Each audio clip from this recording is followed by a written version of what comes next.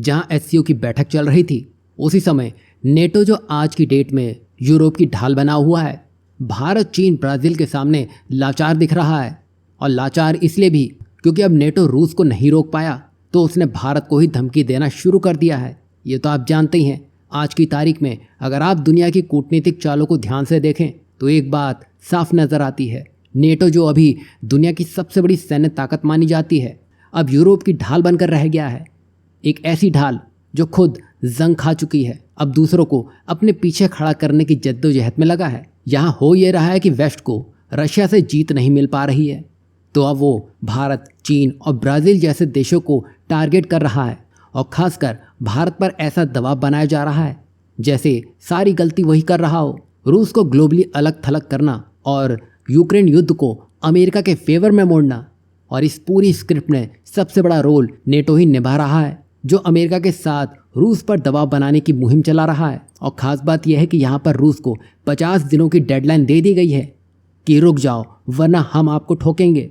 यही वजह है कि अमेरिका अभी यूक्रेन को हथियार देने की बात कह रहा है या उसको हथियार दे भी चुका है। ऐसा सब कुछ हुआ है ताकि रूस को कमज़ोर किया जा सके, और कुल मिला के अमेरिका इस युद्ध को अपने हथियारों के बिजनेस के लिए ही इस्तेमाल कर रहा है, जो कि साफ देखा जा सकता है। लेकिन अब अमेरिका को ही सबसे ज़्यादा परेशानी हो रही है, और वो भी उन देशों से जो रूस के साथ लगातार व्यापार करने में लगे हैं, जैसे भारत, चीन और ब्राज़ील। वहीं हाल ही में अमेरिकी सेनेटर ग्राहम ने तो यहाँ तक कह दिया था कि चीन भारत पर 500% तक टैरिफ लगा दिया जाए। असल बात तो यह है कि अब अमेरिका चाहता है कि जो भी देश रूस से डील कर रहे हैं उन पर सेकेंडरी टैरिफ लगा दिया जाए। और ये वही रणनीति है कि जब दुश्मन से नहीं लड़ सकते तो उनके दोस्तों को ही तोड़ना शुरू कर दो। नेटो जानता है कि भारत की भूमिका इस समय काफ़ी अहम है। रूस को डिप्लोमेटिक सपोर्ट नहीं तो कम से कम इकोनॉमिक ऑक्सीजन तो उसे भारत से ही मिल रही है।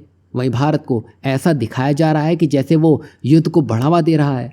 असल में सच्चाई यह है कि भारत अपने हित में फैसले ले रहा है। तेल सस्ता उसको रूस से मिल रहा है तो वो उसे खरीदने में लगा है, और बीच में तो अमेरिका की वजह से भारत ने मिडिल ईस्ट का भी रुख किया था, लेकिन वहाँ तेल के दाम आसमान छू रहे थे, जिसके बाद भारत ने फिर से रूस का तेल उठाना शुरू कर दिया। मतलब ये वेस्ट, कुल मिलाकर यहाँ वेस्ट यही चाहता है कि उनका ही फायदा हो, चाहे सामने वाला नीचे कितना भी क्यों ना गिर जाए। यही वजह है कि ये भारत, चीन और ब्राज़ील से रूस के लिए दूरी बनाना चाहते हैं ताकि रूस की कमर टूट सके। लेकिन अब यही मांग खुद नेटो की कमजोरी दिखा रही है। अगर आप इतने ही ताकतवर हैं तो अकेले अभी तक क्यों नहीं निपट पाए, और ऐसा होगा भी कैसे, क्योंकि असल में यूक्रेन तो बस एक मोहरा था, उसको आगे कर दिया गया और अब यूक्रेन नहीं झेल रहा है।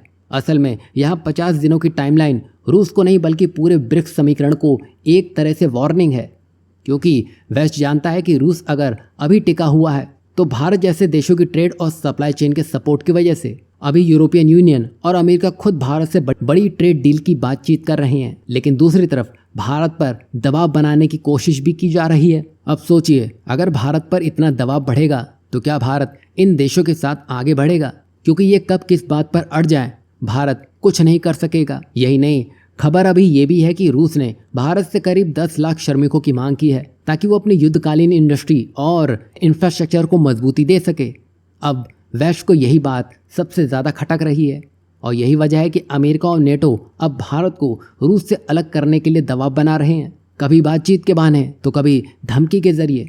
वहीं दुनिया भी ये देख रही है कि भारत और रूस के बीच में लगातार समझौते हो रहे हैं, चाहे वो तेल के रेट्स को लेकर हो या डिफेंस, फार्मा या फाइनेंशियली। ये एक सीधा संदेश है कि भारत अपने नेशनल इंटरेस्ट से कोई समझौता नहीं करेगा। अब भारत ना किसी के दबाव में है ना किसी के डर में।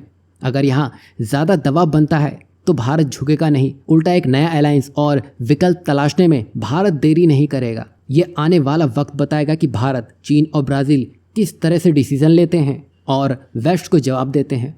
वैसे यहाँ आपको क्या लगता है, भारत पर सेकेंडरी टैरिफ लगे तो क्या उसे पीछे हट जाना चाहिए या मजबूती से खड़े रहना चाहिए? इस पर आप क्या कुछ सोचते हैं, ज़रूर बताइएगा।